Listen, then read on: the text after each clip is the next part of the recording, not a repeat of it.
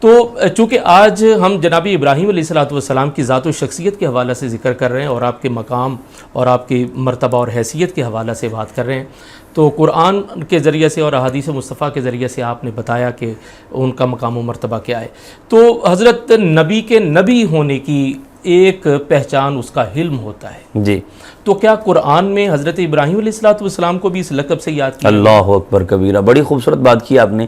اللہ کریم قرآن کریم میں اپنے پیغمبر جناب خلیل اللہ علیہ السلام کا وصف بیان کرتے ہوئے فرماتا ان ابراہیم لأوّاہ حلیم۔ واہ واہ، ابراہیم علیہ السلام اللہ کی طرف بہت زیادہ رجوع لانے والے ہیں سبحان اللہ، اور بہت زیادہ حلم والے ہیں، واہ واہ، ٹالرنس، بردباری۔ واہ واہ، آپ کی بردباری کا عالم قرآن و سنت میں اگر آپ اور مزید واضح دیکھتے ہیں تو آپ کو اتنی چیزیں کھل کے سامنے آتی ہیں۔ اللہ کے پیغمبر جناب ابراہیم علیہ الصلوۃ والسلام، حلم کے عالم یہ ہے، ایک شخص کو لائے کھانا کھلانے کے لیے، آپ کا ایک لقب تھا ابو دیفان۔ ماشاءاللہ، دیفان یہ دیف سے نکلا ہے ٹھیک ہے، اور اس کو کہتے ہیں مہمان نوازی۔ سبحان اللہ، سبحان سب سے پہلی اس زمین کے خطے پر، زمین کی چھاتی پر سب سے پہلی مہمان نوازی جناب ابراہیم علیہ السلام نے کی ہے۔ واہ واہ، سب سے پہلی گھڑ سواری جناب ابراہیم علیہ السلام نے کی ہے۔ سبحان اللہ، آپ اس وقت تک کھانا نہیں کھاتے تھے جب سب ساتھ مہمان نہیں بٹھا لیتے۔ اچھا ماشاءاللہ، آپ نے حکم دیا کہ کھانا بنایا جائے، مہمان کو میں لے کے آتا ہوں۔ اچھا جی، وہ مہمان کو لائے، دسترخوان پہ بٹھایا، فرمایا اللہ کا نام لو، بسم اللہ پڑھو اور کھانا شروع کرو۔ تو اس نے آگے سے کہا، وہ مشرک تھا، مجوسی تھا، آتش پرست تھا، صحیح، اس نے کہا کہ میں تو اللہ کا نام نہیں لوں گا۔ آپ نے فرمایا کھلانا اسی کے نام پہ تھا، جب تو اس کا نام ہی نہیں لے رہا تو میرا تیرے ساتھ کیا لینا دینا؟ اللہ اللہ، آپ نے اٹھا دیا۔ اللہ نے وہی فرمائی، فرمایا پیغمبر ابراہیم میرے بندے کو ناراض کر دیا۔ ہائے ہائے ہائے ہائے ہائے، یہاں پہ آپ بڑی غور سے بات سمجھیے، رب نے اپنے پیغمبر سے فرمایا، اللہ، اور پیغمبر بھی وہ جو خلیل اللہ ہے، جو جد الانبیاء ہے، واہ واہ واہ، فرمایا میرے بندے کو ناراض کر دیا۔ آپ اس سے اندازہ کیجئے رب اپنے بندے سے پیار کتنا کرتا ہے۔ اچھا حضرت، وہ ایک واقعہ ایسا بھی ملتا ہے کہ کئی دن گزر گئے، کوئی ایسا مہمان دسترخوان پر نہیں آیا تو اذن الہی سے جناب جبرائیل مہمان بن کر جی بالکل ایسی بھی۔ وہ معاملہ کس طرح ہے؟ اچھا، تو اب جب وہ آپ نے اسے اٹھا دیا نا، اچھا، تو اٹھانے کے بعد اللہ نے جب وہی فرمائی کہ میرا بندہ ناراض کر دیا، مالک وہ تیرا بندہ ہے، اچھا، فرمایا تم نے تو ایک وقت کا کھانا نہیں کھلایا، ہائے ہائے ہائے، ماں کے پیٹ سے لے کے اب تک اسے رزق بہم کون پہنچا رہا؟ کیا بات ہے، سبحان اللہ، مالک کتنا پیار۔ سبحان اللہ، فرمایا پھر جاؤ اسے لے کے آؤ۔ جناب ابراہیم گئے تو وہ بلندی کی طرف یوں چڑھ رہا تھا، پہاڑ کی طرف۔ آپ نے آواز دی، وہ خدا کے بندے لوٹ واپس، کھانا کھا لے۔ اچھا، اس نے خبر بھائی وہیں سے کہا جی، آؤں گا، کھانا بھی کھاؤں گا، ٹھیک ہے، لیکن تیرے رب کا نام نہیں لوں گا۔ آپ نے فرمایا ٹھیک ہے تو نہ لینا، بس آ جا، لوٹ رہا۔ اسے لائے، دسترخوان پہ بٹھایا، آنکھوں میں آنسو ہیں، کھانا کھلایا۔ جب وہ کھانے لگا نا تو اس نے پہلے کہا حضرت اتنی لہجے میں مٹھاس کیوں آئی؟ ہائے ہائے، اللہ اللہ، وہ اتنے جلال سے جمال کی کیفیت میں منقلب ہونا یہ کیسے ہوا سارا؟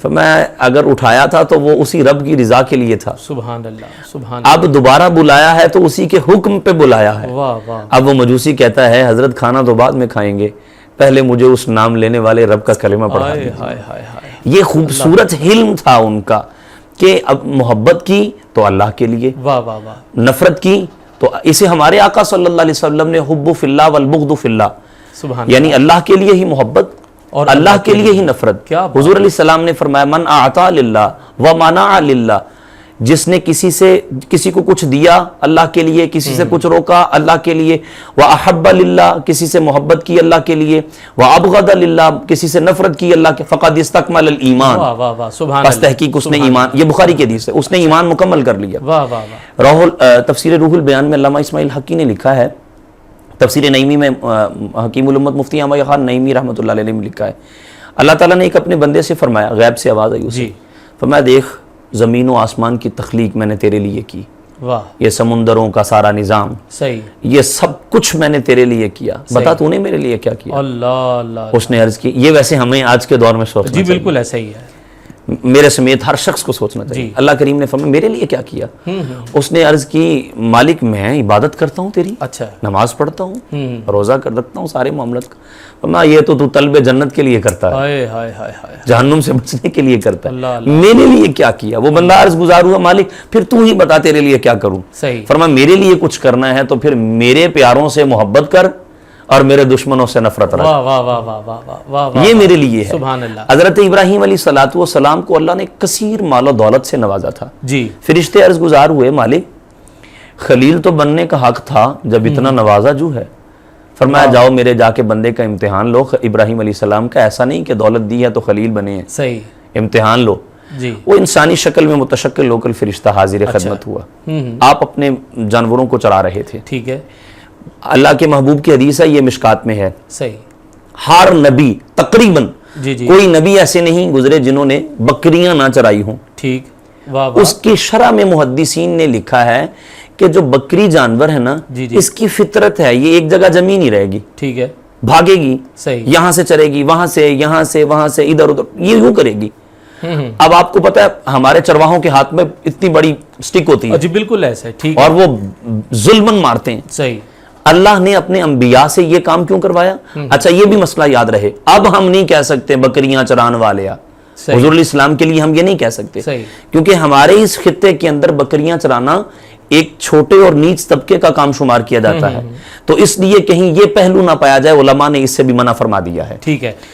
اب وہ جب بکریاں چروانے کا حکم دیا تو وہ اس لیے دیتا تھا, اس اللہ وقت تو ایک معمول تھا, ہاں, تاکہ یہ اسے انبیاء تعجب سے نہیں دیکھا جاتا تھا. جی جی سمجھ کو. بالکل بالکل, صحیح, اچھا پھر جو یہ وصف بیان کرتے ہیں انہیں یہ کہہ دیا کریں تم ابھی حلیمہ کی بکریوں کے پیچھے ہی ہو, دیکھو نا جبریل کے آگے حضرت سدرہ پہ بھی معمول. اچھا حضرت میں آپ سے سوال یہ کرنا چاہ رہا ہوں, جو کہ ہمارے پروگرام کا وقت بڑا مختصر ہوتا ہے. حضرت ابراہیم علیہ الصلوۃ والسلام حلم کے پیکر تھے, سبحان اللہ, اور ذات مصطفیٰ کے توسل سے یہاں پر فرامین ملتے ہیں کہ یہ حلم کی دولت اللہ نے اپنے محبوب کے بڑے شہزادے جناب حسن کو عطا فرمائی. سبحان اللہ. اور دوسری طرف دیکھا جائے حضرت ذبیح اللہ, حضرت اسماعیل, سبحان تو ان کی قربانی کا جو ہے وہ اثر جو ہے وہ قبولیت کی شکل میں نبی پاک کی دوسرے شہزادے جناب حسین امام علی مقام رضی اللہ تعالیٰ. تو میں یہ پوچھنا چاہتا ہوں کہ حضرت ابراہیم علیہ الصلوۃ والسلام کا ارادہ قربانی بھی قبول ہے, سبحان اور اللہ, ادھر نبی رحمت صلی اللہ علیہ وسلم کی قربانی کس انداز میں قبول کی جا رہی ہے؟ اس کا جواب یہ ہے, اللہ کے محبوب علیہ الصلوۃ والسلام نے فرمایا اللہ کی راہ میں اللہ کے پیاروں کی آزمائش ہوتی ہے. اللہ اکبر. فرمایا اللہ کی راہ میں سب سے زیادہ آزمائش میری کی گئی ہے. اللہ اللہ اللہ. کیوں؟ جس کا جتنا بڑا مقام ہوتا ہے اس کی آزمائش بھی اتنی بڑی ہوتی ہے. کیا بات, یہ ہمیشہ یاد رہے. واہ واہ واہ واہ. اللہ کے پیارے محبوب صلی اللہ علیہ وسلم سے پہلے کم و بیش 1,24,000 انبیاء کا تسلسل ہے. صحیح. اتنی بڑی آزمائش نہیں آئی. اللہ اللہ. آپ دیکھیں نا, جیسے آپ نے ذکر کیا امام علی مقام راکب دوش مصطفیٰ, جگر گوشائے مصطفیٰ, سبحان اللہ, جناب سیدنا امام علی مقام, امام عرش مقام, صحیح, امام حسین رضی اللہ تعالیٰ عنہ. آپ کا سر انور جب بازار کوفہ سے گزر رہا ہے اور وہ نیزے کی نوک پہ ہے, ہائے ہائے ہائے, یہ لفظ کہنے بھی آسان ہے خاگر بھائی, ایسے ہی ایسے ہی ایسے. یہ تو وہ منظر کسی کا تصور تسلیم و رضا کی راہ پر چلنا بڑا مشکل ہے, بڑا مشکل ہے. یہ صرف محمد کے گھرانے والوں کا ہی کام ہے صلی اللہ علیہ وسلم ورضی اللہ تعالیٰ عنہ اجمعین. وہ جب گزر رہے ہیں نا سر انور کو لے کر کے, جی جی, تو حضرت حضور الاسلام کے ایک صحابی ہیں, وہ قرآن پڑھ رہے تھے اور اصحاب کہف کی سورہ کہف کی آیات کی تلاوت کر رہے تھے. ام حسبت ان اصحاب الکہف والرقیم کانوا من آیاتنا عجبا. جب وہ سر انور کے قریب سے وہ آیت پڑھتے ہوئے سر انور گزرا تو آپ کے سر انور سے آواز آئی, اللہ, فرمایا تم اصحاب کہف کے واقعہ پہ تعجب کرتے ہو, میرا قتل تو ان سے بھی زیادہ عجیب بات ہے. ان کو تو وہ عیسائی بادشاہ کے ڈر سے بھاگنا پڑا تھا, مجھے تو میرے ہی نانا کی امت کے کلمہ پڑھنے والوں نے شہید کیا. اللہ اللہ. تو اس لیے یہ آزمائش کا سلسلہ جس کا جتنا بڑا مقام ہوتا ہے. اچھا بلکہ ایک اور بات سنیے, حضور الاسلام کی حدیث ہے, اب آپ کے ٹائم کا بھی سارا تسلسل ہے.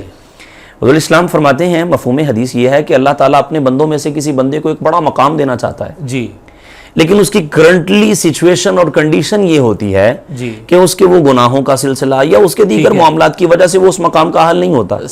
اللہ رب العالمین اس کو آزمائشوں میں مبتلا کر کے اس کے سارے معاملات کو ختم کر دیتا ہے. پوری توجہ اس پہ دیجیے گا, بہت خوبصورت بات ہے. اب اس کو سارے اس معاملات میں ڈال کے اس کے سارا گناہوں سے پاک صاف کر کے اسے وہ مقام دے دیتا ہے. یہ بلا تشبیہ و تمثیل ہے, یہ ہم پہلے عرض کر دیں. ادھر پہلے اللہ معافی دیتا ہے, ان کو صاف کرتا ہے. یہاں تو محبوب کے نواسے ہیں, محبوب کے شہزادے ہیں, محبوب کے بیٹے ہیں, جن پہ محبوب نے اپنا شہزادہ قربان کیا ہے. اب ان کا تو کوئی سلسلہ ہی گناہوں کا ایسا نہیں تھا, تو اللہ تعالیٰ نے اتنی آزمائش ان کو دی ہے, تو پھر ان کا مقام کہاں تک چلا گیا ہوگا. مختصر وقفہ کے بعد آپ کی خدمت پہ دوبارہ حاضر ہوں گے, ہمارے ساتھ رہیے گا.